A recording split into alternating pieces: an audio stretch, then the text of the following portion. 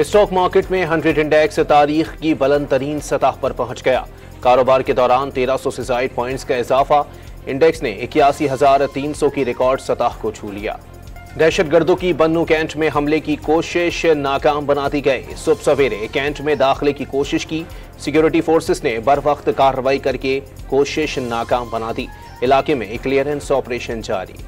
Punjab assembly میں غیر قانونی بھرتیوں کا کیس، پرویز الہی نے لاہور کی اینٹی کرپشن عدالت میں آج حاضری سے استثناء کی درخواست دائر کر دی۔ شاہ محمود قریشی کو سخت سیکیورٹی میں اڈیالہ سے کوٹ لکھپت جیل منتقل کر دیا گیا۔ 9 مئی کے مقدمات میں شاہ محمود قریشی کو فرد جرم کی کارروائی کے لیے طلب کیا گیا ہے۔ اسلام آباد پولیس نے صنم جاوید کو بلوچستان پولیس کے حوالے کر دیا۔ کچھ دیر بعد صنم جاوید کو G11 کچہری میں پیش کیا جائے گا۔ پولیس راہداری ریمانڈ لے گی۔ ڈونلڈ ٹرمپ ریپبلکن کنونشن میں شرکت کے لیے ملواکی پہنچ گئے۔ سیکیورٹی کے انتہائی سخت انتظامات، انتخابی مہم میں خلل ڈالنے کی کوشش کامیاب نہیں ہونے دیں گے۔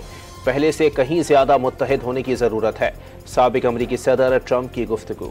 ٹرمپ پر حملے کے بعد امریکی صدر جو بائیڈن کا عوام پر اتحاد، یکجہتی اور تشدد کے خاتمے پر زور۔ امریکی صدارتی انتخابات میں خطرات بہت زیادہ بڑھ گئے، بیان بازی بڑھ گئی، سیاسی درجہ حرارت کم کرنے کی ضرورت ہے۔ امریکی صدر جو بائیڈن کا قوم سے خطاب۔ 8ویں محرم الحرام کی مناسبت سے آج جلوس نکالے جائیں گے۔ کراچی میں مرکزی جلوس نشتر پارک سے برآمد ہو کر حسینیہ ایرانیہ امام بارگاہ پر ختم ہوگا۔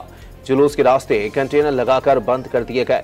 گرین لائن بس سروس بھی معطل رہے گی۔ اور اسپین نے انگلینڈ کو 1 کے مقابلے میں 2 گول سے شکست دے کر یورو فٹ بال چیمپئن شپ جیت لی۔ اسپین سب سے زیادہ 4 مرتبہ یورو کپ جیتنے والا ملک بن گیا۔